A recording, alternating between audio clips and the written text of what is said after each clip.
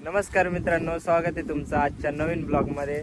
तर मित्रांनो, आज आपण आलेलो आहे शेतामध्ये. तर आज माझ्यासोबत आहे बघा, माझी मुलगी याश्विका, माझी बायको कविता आणि मी. तर आज आहे ना आम्ही तुम्हाला दाखवतो खुरासनी सोयाबीन आणि भात. तर आजचं वातावरण मस्त मोकळं होतं. हे बघा, मस्तपैकी सूर्य उगवलेला आहे आणि इकडे एक गाय चरत आहे.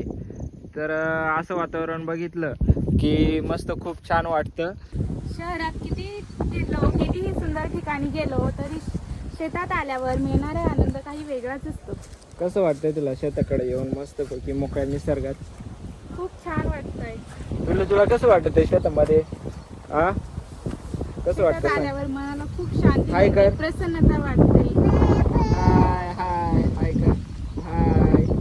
बघितलं मित्रांनो, याश्विका 13 महिन्याची किती हुशार झाली. पिलो, गवत उपटते. सोयाबीन मधलं गवत उपटून काढ. हे बघ, ही आहे सोयाबीन. मामा तुला करून दाखवल तसं कर. खूप गवत झाले असे उपटायचे. गवत उपट. सध्या सोयाबीनचं पीक पण खूप छान वाढलेलं दिसतंय. खरंच मंडळी, अशा ठिकाणी आलं की मनाला खूप शांती आणि प्रसन्नता मिळते. मोबाईल, कामाची धावपळ, रोजच्या चिंता या सर्वांपासून थोडंसं दूर यायचं असेल तर शेतासारखी जागा दुसरी कुठलीच नाही. हे आहे आमच्या पाठीमागे भाताचं शेत. मस्त त्याच्यामध्ये खूप पाणी आले, त्याच्यामुळे आता आम्ही छोट्या दीदीला घेऊन आम्ही त्याच्यात जाऊ शकतो नाही. वरती मस्त निळेभोर आकाश, मस्त छान असा वारा सुटलाय.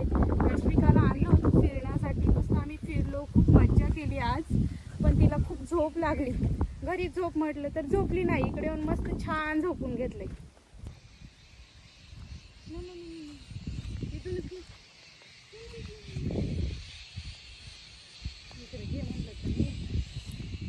जाय